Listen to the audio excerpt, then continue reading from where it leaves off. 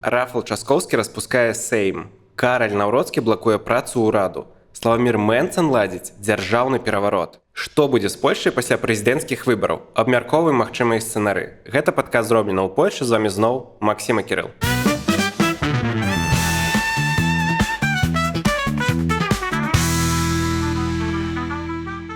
Ну што, прэзідэнцкая кампанія ўсё яшчэ ў самым разгары, ўсё гарыць і гарыць. Пара думаць аб тым, што будзе пасля выбараў. Мы ўжо больш-менш разумеем фаварытаў, больш-менш разумеем, чаго яны хочуць ад краіны. Давай разбяром, што яны будуць рабіць пасля сваёй перамогі. І давай пачнем з Рафала Часкоўскага. Чаго чакаць ад перамогі Рафала Часкоўскага? Ну, перадусім, гэта, канечне, тое, што нарэшце ўся ўлада будзе сканцэнтраваная ў руках адной палітычнай сілы, то бок кіруючай у дадзены момант кааліцыі. І чаго ўсе чакаюць ад Рафала Часкоўскага? Тое, што ягоная перамога нарэшце дазволіць рэалізаваць тыя пастулаты, якія на дадзены момант блакуюцца прэзідэнтам Дудай. Вядома, вялікая колькасць пунктаў праграмы кааліцыі, з якой яна ішла на выбары ў 23 годзе, проста немагчымая да рэалізавання ў дадзены момант. 100 канкрэтаў. Гэта і вось тыя 100 канкрэтаў, і шмат пытанняў акрамя іх таксама. І ўвогуле, у выпадку перамогі Рафала Часкоўскага гэта будзе такі, скажам так, момант ісціны. Праверка на вшывасць усёй кааліцыі.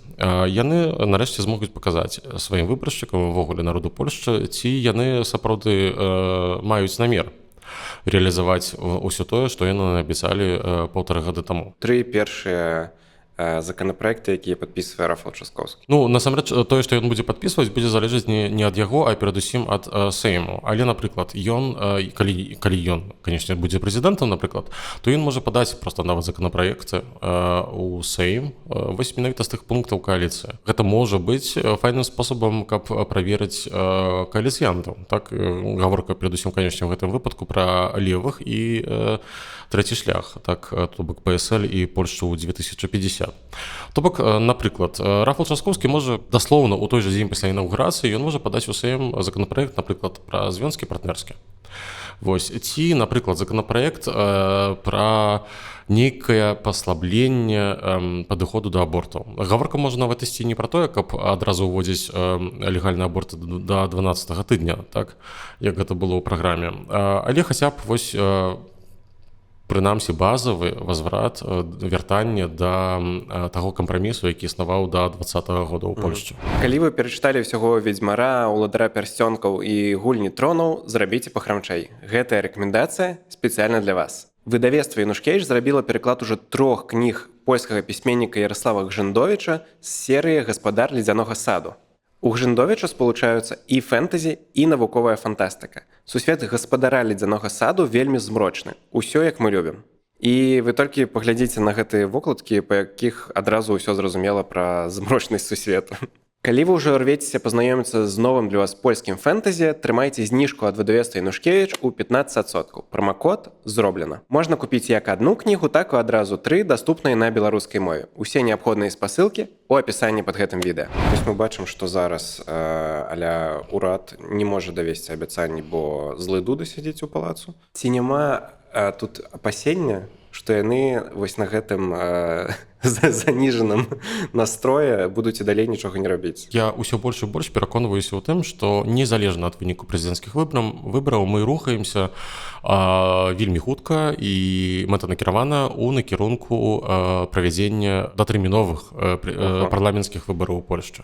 Так, бо нават у сітуацыі, калі пераможа Часкоўскі, то вядома, што па вялікай колькасці пытанняў няма большасці ў Сейме. І з чаго гэта вынікае? Вынікае гэта, напрыклад, з таго, што вынік трэцяга шляху на выбарах 23 года быў вельмі моцна дапампаваны. Так яны тады атрымалі больш за 14%.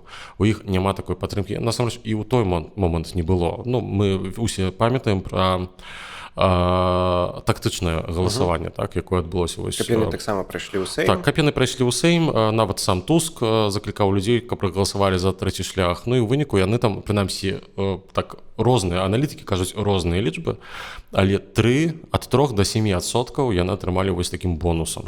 У выніку яны проста надпрадстаўленыя ў Сейме. Калі кааліцыянты будуць і далей блакаваць прыняцце некаторых рашэнняў, Дональд Туск можа пайсці вось на такі таран, скажем так, і намагацца правесці любой цаной датэрміновыя парламенцкія выбары. А спосабы на гэта ёсць. Ці магчыма кааліцыі, ну, амаль как-то в адзіночку перамагчы і ПіС, і канфедэрацыю, якая вельмі набрала моц? Ведаеш, ну, на дадзены момант яно так не выглядае, конечно. Бо у дадзены момант мы ўсё ж такі абмяркоўваем гэта ў варунках трываючай прэзідэнцкай кампаніі, дзе вельмі моцна, напрыклад, расце падтрымка канфедэрацыі. У сітуацыі, калі пераможа менавіта Часкоўскі, то грамадзянская кааліцыя будзе на хвалі, так званай. Так? Вось гэта будзе паспяховы поспех, ось, і будзе дэмабілізацыя прыхільнікаў усіх іншых апазіцыйных партый. То бок, ну, перадусім, гэта права і справядлівасць, канфедэрацыя і, дарэчы, таксама і той же самы трэці шлях. Ось, бо гэта дасць веру выбаршчыкам менавіта грамадзянскай кааліцыі і моцна іх змабілізуе. У гэтай сітуацыі, калі, напрыклад, будзе бачны тренд на ўзрост грамадзянскай кааліцыі і падзення іншых партый, то тут гэта можа быць выгадна для Туска, каб вось правесці перадтэрміновыя парламенцкія выбары. Ці можа Рафал Часкоўскі як прэзідэнт распусціць Сейм? Калі Сейм не зможа ухваліць бюджэт, ось, то ў гэтым выпадку у прэзідэнта Польшчы ёсць права распусціць Сейм. То бок, калі хлопцы, я тут кажу пра Дональда Туска і Рафала Часкоўскага, скажем так, у тандеме, дамовіцца паміж сабой, ось, то яны могуць разыграць такую карту і могуць гэта зрабіць. Ну, але ж мы кажам, што Рафал Часкоўскі намагаецца зрабіць выгляд, што ён незалежны кандыдат ад Дональда Туска. Усе яны робяць выгляд, што яны незалежныя кандыдаты. Окей. Але гэта палітыка. Новы прэзідэнт Польшчы уступіць на пасаду, так, на пачатку жніўня. Ось, і будуць 5 месяцаў до канца года, каб паглядзець на сітуацыю пасля выбараў. Існуе такі варыянт, што, напрыклад, у выніку, калі пераможа Часкоўскі, Дональд Туск з нагі увойдзе ў кабінет Кашыняка-Камыша і галоўней там кінем на стол вынікі выбараў, скажа: хлопчыкі, ну ўсё, тыпу, лагодныя размовы скончыліся, давайте абмяркоўваць тое, што маем цяпер.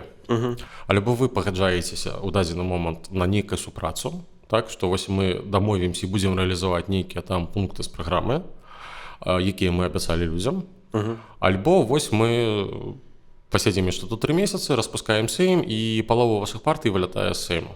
Так, ну, бо вядома, што Чэча Дрога будзе мець як мінімум 2 разы менш дэпутатаў у новым Сейме. Выбаршчыкі, якія галасавалі у 23-м годзе за партыі, якія ўваходзяць у склад кааліцыі, яны не дачакаліся амаль што ніякіх пераменаў такіх.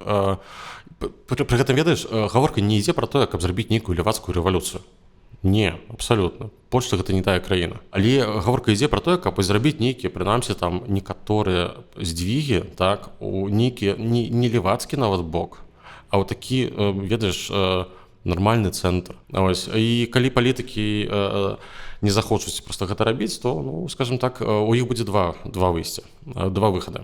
Альбо знайсці рэцэпт на гэта, каб нарэшце зрабіць вось гэтыя здвігі, так?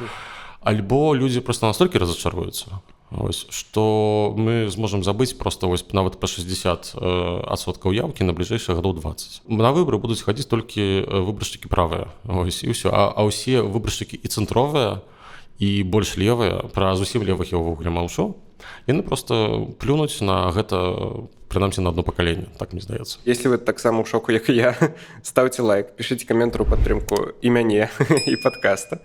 Падтрымлівайце нас, калі ласка, на Баймі Кофі і Патрыоне. Праз падаткі 1,5%, мы будем вам вельмі ўдзячны. Вось, і мы пераходзім да наступнай тэмы, што будзе з Польшчай, калі пераможа Караль Наўродскі. А сёння мы здаёмся з Гданьскам, горадам, дзе нарадзіўся адзін з галоўных кандыдатаў у прэзідэнты Польшчы Караль Наўродскі. Гданьск – гэта сталіца паморскага ваяводства і адзін з найбуйнейшых гарадоў Польшчы. Да яго з Варшавы прыкладна 330 кіламетраў. І дастаткова выехаць на трасу С7, каб прыкладна праз 3,5 гадзіны быць на месцы. Вы правільна зразумелі. Знаёмства з польскімі гарадамі працягваецца. І ўсё дзякуючы аўташколе Деніс Драйв, якую стварылі беларусы. Аўташкола працуе ў Варшаве і ва Ўроцлаве, і ў ёй можна як вывучыцца на правы, так і палепшыць свае скілы за стырном. І як вы ўжо ведаеце, усе спасылкі ў апісанні пад гэтым відэа. А калі вы ўжо атрымаеце правы з дапамогай нашых сяброў з аўташколы Деніс Драйв і даедзеце да Гданьска, то абавязкова наведайце стары горад. Гэта неверагодна прыгожы архітэктурны комплекс з вялікай колькасцю забыткаў, сярод якіх знакаміты фонтан Нептуна, гарадская ратуша ці вуліца Новы Тарг. І абавязкова, канешне ж, паглядзіце Гданьскі журавель. Гэта партовы кран, збудаваны яшчэ ў 15 стагоддзі, які стаўся адным з галоўных сімвалаў гэтага горада. Таксама наведайце Марыяцкую базіліку, якая была збудаваная яшчэ ў 14-15 стагоддзях. І проста абавязкова дайдзіце да вельмі сучаснага музея гісторыі Другой сусветнай вайны Вестэрплятта і цэнтра салідарнасці ў Гданьскай судаверфі. Бо менавіта тут быў цэнтр барацьбы з камуністычнай уладай. Замацуем, дзе вучыцца на правы ў аўташколе Деніс Драйв, дзе працуе аўташкола ў Варшаве і ва Ўроцлаве. Ці можна там вучыцца, калі правы ўжо ёсць? Дакладна так. Дзе спасылкі і кантакты у апісанні пад гэтым відэа. Окей, наступны сцэнар. Мы прачынаемся 2 чэрвеня. Караля Наўродскага абралі прэзідэнтам. Яраслаў Качынскі лікуе. Прагноз наш, што будзе з краінай? Ну, перадусім, у выпадку ягонай перамогі Польшчу чакае перманентны ўрадавы крызіс. Бо Караль Наўродскі, пра што мы ўжо, дарэчы, казалі ў некаторых нашых выпусках раней, ён будзе значна больш жорсткі, чым Анджэй Дуда. Перадусім, Анджэй Дуда – гэта нашчадак Леха Качынскага. Лех Качынскі, як я ўжо таксама казаў тут у нашым падкасці, ён быў даволі лагодным чалавекам, значна больш лагодным, стрыманым і больш кампрамісным, чым, напрыклад, Яраслаў Качынскі. І ўвогуле на спадчыне Леха Качынскага ПіС будаваў свой імідж вось апошнія 15 гадоў, так, пасля ягонай трагічнай смерці. Караль Наўродскі па сваіх поглядах ён зусім іншы.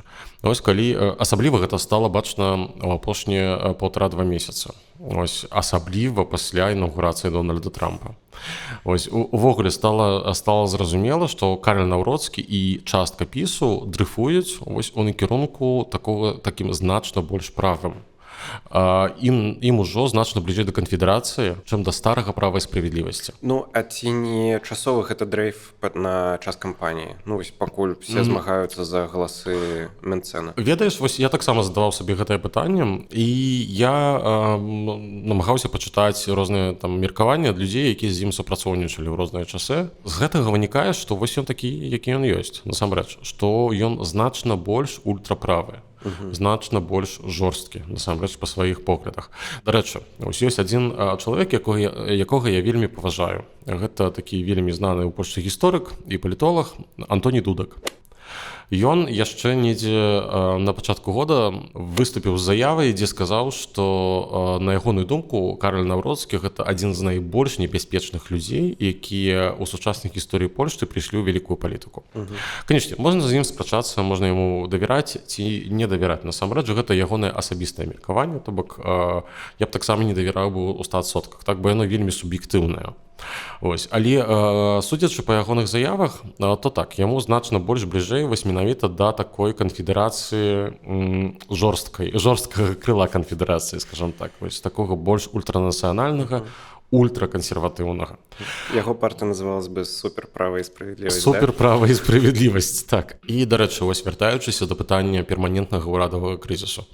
Я упэўнены проста на 100%, што не будзе амаль што ніякай супрацы вось паміж урадам і прэзідэнтам Каралем Наўроцкім вось у выніку ягонай перамогі. Перадусім, ПіС у гэтай сітуацыі атрымае вялікі імпульс, ось такі вятр у сваю ветразь. Так? Яны, і ім гэта дапаможа проста імгненна выйсці з гэтага заняпаду, у якім яны знаходзяцца ў дадзены момант. Ён, магчыма, яшчэ не так моцна бачны, так? Але у выніку перамогі яны вось гэтага выйдуць. Так? І яны проста будуць рабіць усё магчымае, каб таксама прывесці Польшчу да датэрміновых парламенцкіх выбараў. Так як я казаў, што незалежна ад выніку прэзідэнцкіх выбараў мы будзем ісці ў накірунку датэрміновых парламенцкіх выбараў. Можа, вось яно аб'яднанне коаліцыі і ПіСа. Краіну хочуць аднаго і таго. Аб'яднанне коаліцыі і ПіСа. Ну так, ну прынамсі ў гэтым пункце, так, дакладна. То бок зразумела, што базава ён проста блакуе ўрад, не дае ім нічога рабіць, і ну, ўсё ж такі ён прэзідэнт і не можа займацца толькі дэструктыўнай нейкай дзейнасці. Ну, насамрэч, вось мы таксама ўжо казалі некалі, і здаецца, што неаднаразова ў нашым падкасце, што ўлада ў прэзідэнта, яна ў асноўным негатыўная. То бок ён можа нешта не падпісаць. Ось, то бок, скажем так, гэта такі вялікі тормоз, ведаеш, у палітычнай сістэме, такі ўбудаваны. Ну, а як ты бачыш нейкую міжнародную дзейнасць? Застаецца Сікорскі, які падаецца на піке сваёй палітычна-міжнароднай кар'еры як дыпламата, і вось уходзіць Наўроцкі. Ён жа таксама павінен ездзіць на нейкія сустрэчы, сустракацца з іншымі прэзідэнтамі. Супрацоўніцтва паміж, напрыклад, Дудай і ўрадам выглядае больш-менш акей. Вось калі гаворка ідзе менавіта пра пытанні бяспекі і пра пытанні міжнародных адносін. Тут яны неяк супрацоўнічаюць і супрацоўнічаюць нават даволі добра па шматлікіх пытаннях. Вось. У выніку з Каралем Наўроцкім тут можа быць сітуацыя крыху іншая. Гэта бачна, напрыклад, перадусім па пытанні Украіны. Напрыклад, Анджэй Дуда, ён паслядоўна праўкраінскі. Пры гэтым выразна праўкраінскі, вельмі моцна праўкраінскі. Дарэчы, Ярослаў Качынскі, ён таксама праўкраінскі, і Лех Качынскі быў таксама вельмі моцна праўкраінскі. Ну, Качынскі, дарэчы, ж з Маравецкім яны ездзілі у першы месяц вайны. Даслоўна, там пара тыдняў пасля пачатку вайны Качынскі быў разам з Маравецкім у Кіеве.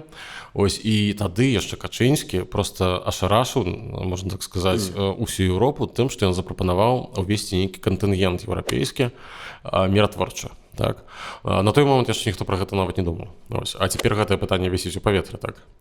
Вось, пры гэтым Караль Наўроцкі, ён абсалютна антыукраінскі. Ось. І гэта, дарэчы, можа кідаць вялікі цень увогуле на ўсю ўсходнюю палітыку Польшчы, калі менавіта ён пераможа. Што будуць рабіць выбаршчыкі права і справядлівасці, якія, ну, таксама, здаецца, праўкраінскія, якія пабачаць, што іх прэзідэнт моцна антыукраінскі. Ну, ці не моцна, не ведаю. Далёка не ўсе праўкраінскія, насамрэч. Увогуле, некалькі выпускаў таму мы ўжо казалі, што гэты антыукраінскі настрой, які з'явіўся ў польскім грамадстве, ён ідзе такой ніткай праз усе электараты.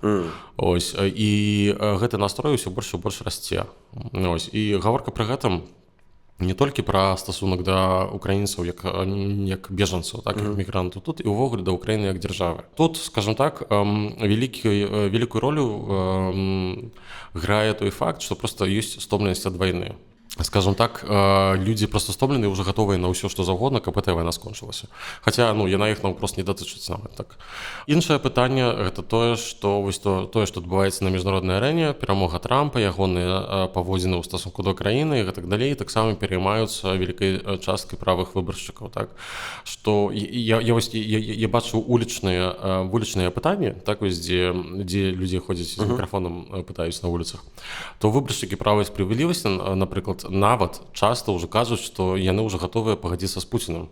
Ось, разумееш, так? То бок, гэта вось такі твіст у галовах людзей увогуле пачаўся, так, што яны ўжо гатовыя нават абдымацца з Пуцінам, Ого. Ну, вось галоўнае, каб проста вось гэта ўсё скончылася, і мы тут жылі ціха, спакойна і шчасліва. Толькі мы некалькі выпускаў таму сказалі, што палякі самыя русафобы. Яны русафобы, і пры гэтым гэта вось не замінае людзям пачынаць казаць такія рэчы. То бок, ну, мне самому цікава, як гэта ўкладваецца ў галаве аднаго чалавека. Вось антырасійскасць, так, і давайце братацца з Пуціным. Ну, не ведаю, як гэта магчыма. Тут пытанне да псіхолагаў хутчэй. Калі вяртацца да ўнутраных спраў Польшчы, наколькі магчымае вось гэта правакансерватыўнае аб'яднанне, пра якое кажуць перыядычна вось ужо, ну не ведаю, з саміх выбараў парламенцкіх. ПСЛ, Канфедэрацыя і ПіС. У выпадку, калі пераможа Караль Наўроцкі, вельмі верагодна, што будзе нейкая спроба зладзіць такі палацовы пераварот. То бок без перавыбараў, ось, напрыклад, партыі вось «Права і справядлівасць» дамовіцца з, напрыклад, часткай канфедэрацыі, часткай трэцяга шляху, ну, перадусім там гаворка, канечне, пра дэпутатаў ПСЛ. Магчыма, нават яшчэ павыдзёргіваюць там нейкіх там дэпутатаў з іншых партый, так, нават ад левых могуць кагосьці там пераманіць.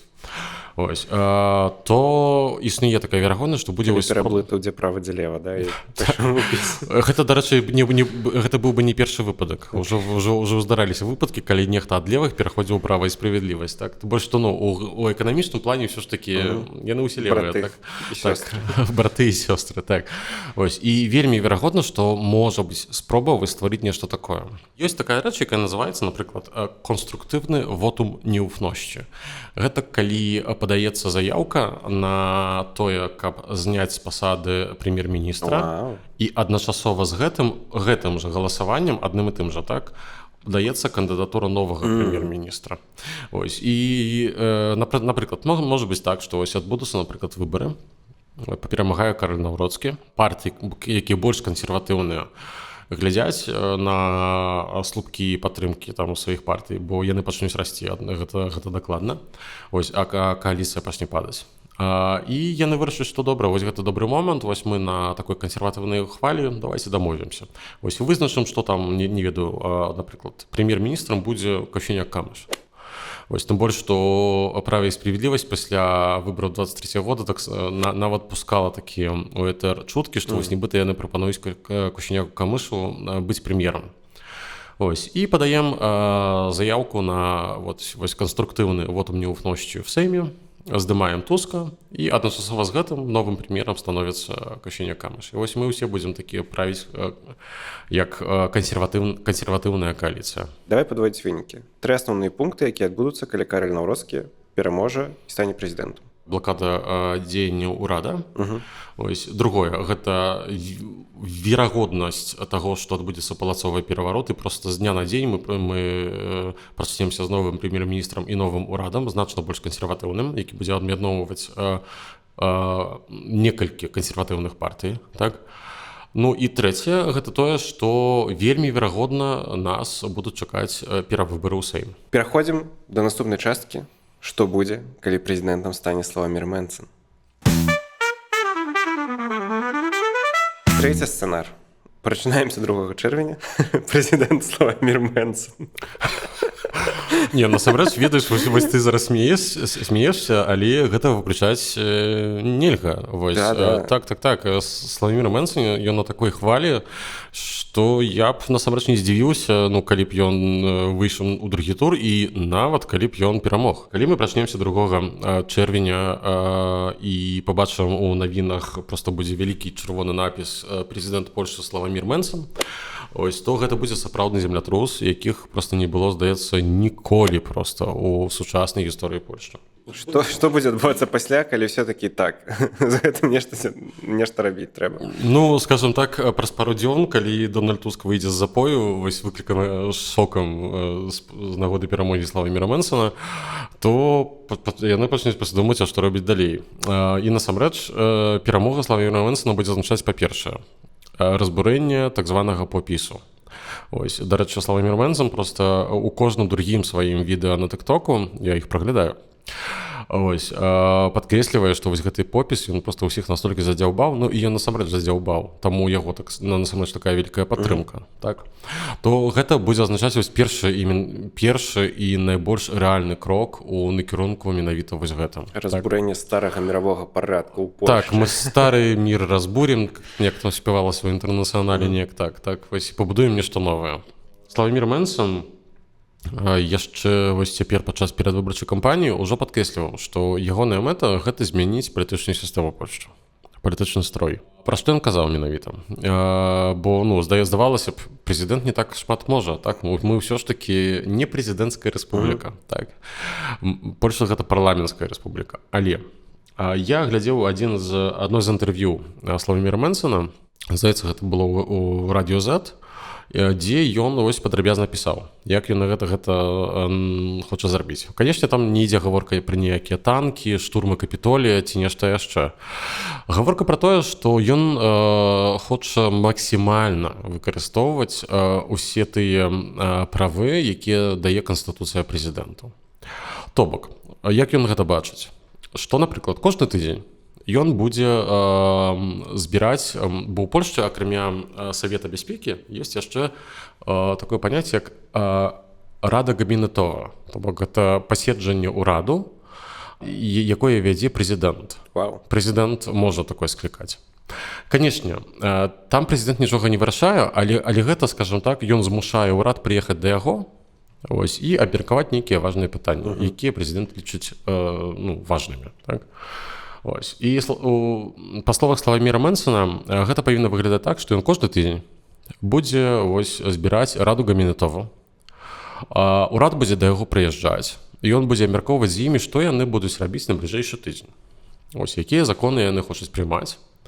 І будзе ім дыктаваць тое, як ён хоча, каб гэтыя законы выглядалі. Гэта планёрка, віклі. Такая вось, так, штотыдневая планёрачка такая, ось, дзе прэзідэнт будзе, скажем так, надужывач, то бок, нагінаць Канстытуцыю крыху, так, і змяняць палітычны строй з парламенцкага на прэзідэнцкі. То бок, гэта будзе нешта такое, што беларусы, здаецца, добра ведаюць, як выглядае, так? Вось, калі сядзіць прэзідэнт, вакол яго міністры, і ён дыктуе ім, што яны павінны рабіць. А наколькі тут увогуле шырокія рамкі ў Славаміра Мэнсона па Канстытуцыі? То бок, што ён рілі можа рабіць? Проста збіраць? Насамрэч, тым, што ён казаў, пэўная логіка была. Так, то бок, ён штотыдзень збірае у сябе раду міністраў, пытаецца, што яны робяць, якія законы, кажа ім, што рабіць, а калі яны не хочуць гэта рабіць, то ён адразу кажа, што ён гэтага ніколі ў жыцці не падпіша. То бок, калі вы хочаце, каб я нешта падпісаў, то рабіце так, як хачу я. Ось, адзінае што, па-першае, гэта ўсё ж такі сапраўды пачынае выглядаць у такім выпадку, як спроба дзяржаўнага перавароту з боку прэзідэнта. Ось, бо ўсё ж такі ён у такім выпадку абсалютна ставіцца ў контру да ўраду, так, і сілай, каленам спрабуе змяніць дзяржаўны строй на прэзідэнцкі. Ці правільна я разумею, што Славамір Мэнсон такая больш жорсткая версія Караля Наўродскага, які будзе, таксама блакаваць працу ўраду, проста яшчэ гэта прыніжаць па дарозе? Насамрэч так, ведаеш, Славамір Мэнсон, ён ніколі не хаваў таго, што ягонай мэтай увогуле, як мэтай канфедэрацыі, з'яўляецца тое, каб перавярнуць столік. Яны гэта заўсёды казалі. То бок, разбурыць вось гэтую сістэму, якая склалася ў гэтай краіне ў апошнія 20-25 гадоў, якая насамрэч нагадвае сістэму двухпартыйную, так, то бок ёсць ПІС і ПО, так званы попіс. Ось, і яны імкнуцца проста абсалютна гэта знішчыць. Ось. Насамрэч няма нічога дзіўнага, бо людзі проста стаміліся ад таго, што ў Польшчы кіруюць ось уже 25 гадоў адны і тыя ж людзі, так, якія ўвесь час сварацца паміж сабой, і насамрэч не так шмат робіць таго, што патрэбна людзям. Тут пытанне.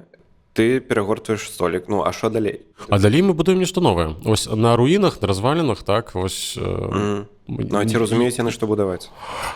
Гэта добрае пытанне, насамрэч. Гэта добрае пытанне, і добрае пытанне, ці разумеюць выбаршчыкі патэнцыйныя канфедэрацыі, што хочуць пабудаваць людзі, на якіх яны галасуюць.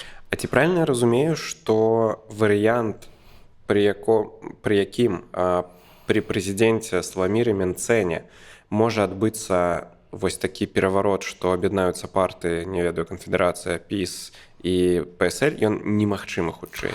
Ну, насамрэч, ён таксама магчымы, але, на мой погляд, усё ж такі мне менш верагодны. Бо у выпадку, калі пераможа Славамір Менцэн, для канфедэрацыі лепшым вырашэннем будзе распусціць парламент, давесці сітуацыю да распуску парламенту і правесці перавыбары, дзе канфедэрацыя набярэ значна больш месцаў і значна больш галасоў. То бок яны ўжо будуць не меншымі кааліцыянтамі, а магчыма там хаця б... Ведаеш, у выніку, калі Славамір Менцэн пераможа на прэзідэнцкіх выбарах, то цалкам магчыма, што яны ўвогуле займуць першае месца на выбарах у Сейм. Гэта таксама магчыма, бо яны будуць на такой хвалі поспеху, на хайпе. Так, яны будуць дакладна на вельмі хайповым хайпе. У нас да гэтага сцэнара ёсць, апендзікс. Так. Сцэнар Б. Славамір Менцэн не становіцца прэзідэнтам, але праходзіць у другі тур, у што асабіста я вельмі веру. Гэта магчыма. Што будзе адбывацца? Вось ты кажаш, што гэта таксама вельмі значная змена. Увогуле, дзе будзе найвеншая печалька, скажем так, вось у гэтым выпадку, гэта будзе права і справядлівасць. Бо калі Славамір Менцэн абгоніць Карля Навроцкага і увойдзе ў другі тур, то у праве і справядлівасці пачнецца вялікі крызіс. Гэта вось будзе такі упадак такой рымскай імперыі, скажем так, і павольны яе развал. Бо, па-першае, права і справядлівасць пасля выбараў у 23-м годзе Яраславу Качынскаму агулам атрымалася неяк захаваць цэласнасць гэтай партыі. Так? У яго атрымалася спавольніць вось гэтыя цэнтрабежныя сілы, якія проста набіралі абарот і не давесці да такой грызні паміж рознымі фракцыямі ў партыі. Калі яны выпадуць з другога тура і Навроцкі зойме трэцяе месца, то ўсе гэтыя працэсы, па-першае, з'явяцца ізноўку, а па-другое, яны паскорацца, і паскорацца шматкроць. Калі аналізаваць тое, што можа адбывацца з правам справядлівасці ў выпадку такога развіцця падзей, то першае, што прыходзіць на ум, гэта развал. Магчыма, ён будзе не тое, каб 2 чэрвеня, так? Але, напрыклад, ён можа быць, скажем так, цягам наступных некалькіх месяцаў, так? Бо вельмі верагодна, што, напрыклад, вельмі актывізуюцца фракцыі згуртаваныя вакол хаця ж бы Матэуша Маравецкага ці Беаты Шыдла. Ці нейкія, напрыклад, моладзь, ввогуле ёсць такі выраз моды вількі. Тыя дэпутаты і палітыкі права і справядлівасці, якім у дадзены момант, напрыклад, 35-40 гадоў. І яны нам, напрыклад, могуць спрабаваць згуртаваць сваю новую ўласную партыю. Сысці ў канфедэрацыю. Некалькі тыдняў таму прэзідэнт Анджэй Дуда, выступаючы там, я ўжо не памятаю, дзе я там выступаў, але ён сказаў наступнае, што я не збіраюся сыходзіць на пенсію. Калі я яшчэ буду патрэбны людзям, то я гатовы служыць для Польшчы. Так, бо увогуле, скажем так, ён вельмі малады чалавек, яму 50 там з кавалачкам, насамрэч. І гэта былы прэзідэнт з досведам у працы 10 гадоў, так? То бок, чалавек з вялікім статусам, з вялікім грамадскім мандатам, так? З вялікай падтрымкай. І не выключана, што, напрыклад, вакол яго пачнуць гуртавацца вось таксама нейкія палітыкі і, напрыклад, нават калі яны будуць хацець выйсці з права і справядлівасці і пачаць будаваць нешта новае, напрыклад, так. Вось увогуле нават ходзяць чуткі, яны ходзяць насамрэч увесь час, што і яно насамрэч бачна нават, што Матэуш Маравецкі гуляе ў нейкую сваю гульню, і што ён бы нават быў бы не супраць, калі вось, напрыклад, ПіС пачне сыпацца, пачаць ствараць нешта такое крыху больш ліберальнае, ніж старая права і справядлівасць. То бок такі кансерватызм, але крыху, ведаеш, крыху бліжэй цэнтра, скажем так. Ты кажаш, што такі поспех, другі тур, можа правесці канфедэрацыю да таксама такога злагоджвання быццам бы, што яны стануць менш радыкальныя і будуць больш такой, не ведаю, ці можна так сказаць, цэнтрысцкай партыі. Цэнтрысцкай хутчэй не, для іх. Так, але, скажем так, яны насамрэч ужо пачалі гэты працэс. Так, бо нейкі час таму канфедэрацыя пазбавілася Януша Корвіна-Мікке. бо яго погляды такія, ну скажем так, даволі экзатычныя. Мінус Гжегаш Браун. Гжегаш Браун, палітык, які прарасійскі, што для Польшчы сапраўды вялікая экзотыка. Так? Ён не аднойчы падтрымліваў Пуціна, і не толькі Пуціна, ось, іншых усходніх суседзяў Польшчы. Ось, і ўвогуле выказваўся у такім ключы, скажем так, што нават значна больш экзатычным, чым Віктор Орбан. То бок ужо нават вось гэтыя крокі яны паказвалі, што канфедэрацыя пачынае рабіцца больш лагоднай. Яны крыху хаваюць вось гэта радыкальных палітыкаў ці выганяюць іх са сваіх радоў, так, і пачынаюць будаваць такую больш правацэнтрысцкую, скажем так, павестачку. Насамрэч, у гэтым няма нічога дзіўнага. Праз падобныя працэсы праходзіла, напрыклад, Джорджа Мелоні у Італіі. Я ўвогуле чытаў, што калі правыя даходзяць да ўлады, аказваецца, што яны ж не гатовыя быць такімі ж правымі. Дарэчы, я шмат чуў падобнага, напрыклад, нават пра Марін Ле Пен, што калі яна прыйдзе да ўлады, то яна не будзе нейкай фашысткай. Ось. Бо, ведаеш, крычаць на мітынгах там нейкія лозунгі, а пасля кіраваць краінай гэта две розныя рэчы. Ось. І калі шмат якія вось такія больш радыкальныя палітыкі, калі яны даходзяць да ўлады, яны пачынаюць разумець, што каб захаваць гэтую ўладу, трэба ісці ў накірунку такога цэнтра і шукаць, прынамсі, у некаторых пытаннях нейкіх кампрамісаў. Чыста патрабаванне да палітыкаў у 25-м годзе, не быць фашыстам. Нормально. Дарэчы, што цікава, я нават, я маніторую монітору палітыкаў канфедэрацыі у тым жа Твіттэры, напрыклад. І там пару дзесяткаў з іх, скажем так, гляджу, што яны пішуць так рэгулярна. Нават у пытаннях, напрыклад, ЛГБТ, у шматлікіх палітыкаў канфедэрацыі падыход ужо крыху больш лагодны. У тым сэнсе, па-першае, што гэта людзі, а па-другое, што, добра, хай будуць гэтыя звёнкі партнерскія. Так. Увогуле, я бачу, там уже неважна, хто гэта пісаў, але гэта быў адзін з рэгіянальных лідараў канфедэрацыі, што, увогуле, геі, лесбіянкі, гэта нармальна. Вось ЛГБ, окей. А вось усё, што там пасля, гэта ўжо не окей. Ужо нават такая акрабатыка так у светапоглядзе пачынае адбывацца. То бок усе парты ідуць за канфедэрацыю ўправа, а канфедэрацыя так, ідзе ў цэнтрам і налева. Окей, калі падводзіць вынікі. Быццам бы прэзідэнцтва Славаміра Менцэна гэта вось развал сістэмы ПО-ПІС і перавыбары таксама у Сейм. Увогуле, калі б я мусіў адным словам апісаць тое, што будзе азначаць перамога Славаміра Менцэна на прэзідэнцкіх выбарах, то я б сказаў рэвалюцыя. Вось, бо гэта будзе сапраўдная рэвалюцыя палітычнай сцэны і палітычнай сістэмы ў Польшчы. Вось, гэта будзе нешта зусім новае, вось, а ў якім накірунку яно пойдзе, час пакажа насамрэч. Ты прапановваў яшчэ меркаваць Шымона-Галоўню, а я пры ўсёй павазе да пана Шымона-Галоўні проста прапаную гэтага не рабіць, бо ён дакладна не будзе прэзідэнтам. Гэта такая ўжо, скажем так, зусім фэнтэзі, вось, але фэнтэзі гэта Толкін, вось, таму, скажем так, гэта ўжо Сапкоўскі, так. Замест вынікаў, там яшчэ ёсць справа з судом, што вынікі выбараў могуць не прызнаць.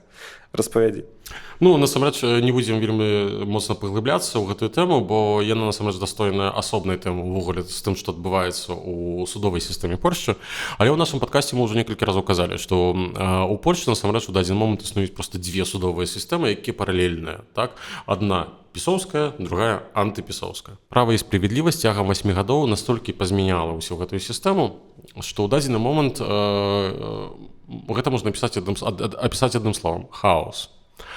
І пра што гаворка, што кожны вынік выбараў у Польшчы, і не толькі ў Польшчы, павінен канчаткова зацвердзіць Верхоўны суд.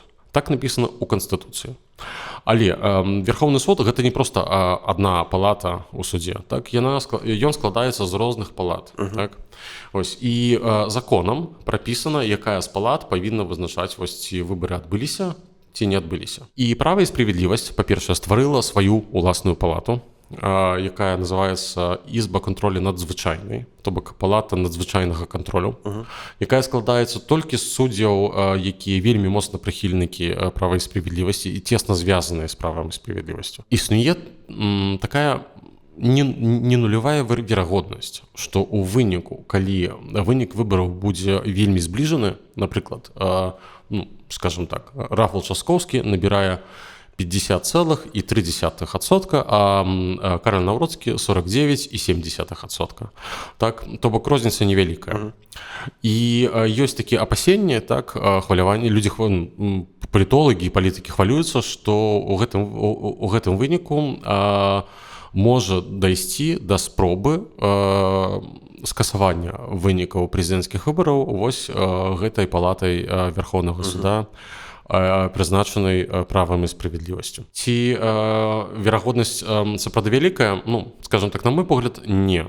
І, на мой погляд, палітыкі сённяшняй кааліцыі таксама выкарыстоўваюць гэтую тэму дзеля таго, каб змабілізаваць сваіх выбаршчыкаў, што давайце вось у такім выпадку прыйдзіце... Каб больш упэўнена перамагчы. Так, каб перамога была больш упэўненая. Ось, але ці былі спробы, напрыклад, увогуле пазбегнуць такой верагоднасці? Спробы былі. І насамрэч тут добрую ідэю даў Шымон Галоўня. Ён запрапанаваў увесці закон, вось менавіта пад гэтыя выбары, пад адні выбары. Гэты закон нават назвалі устава інцыдэнтальна, то бок закон інцыдэнтальны, так, пад адзін інцыдэнт. Ось, дзе пра законнасць прэзідэнцкіх выбараў будуць вырашаць 15 найстарэйшых суддзяў Верховнага суду. Вау.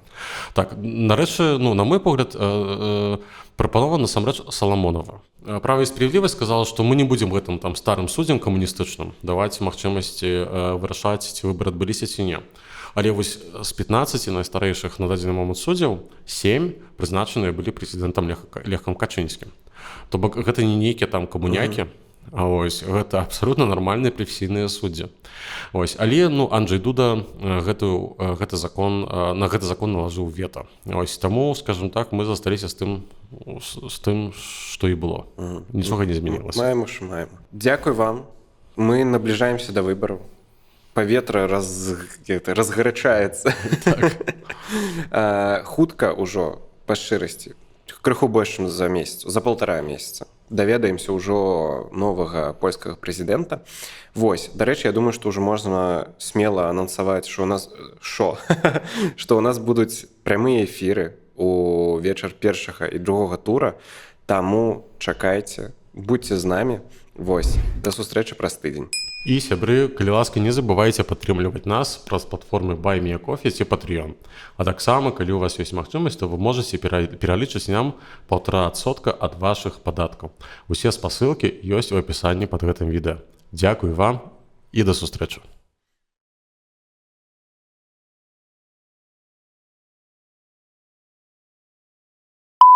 Насамрэч, калі мы прачнемся ў краіне, дзе перамог Кароль Навроцкі, то больш... Зразумела, что все будут просто в шоку. Все просто едут. Докладно. Зато будет спортивная краина. Анжумання, все там, як треба, біцухи. Все прихожие будут. Мальчик, водочки нам принеси. Мы домой летим.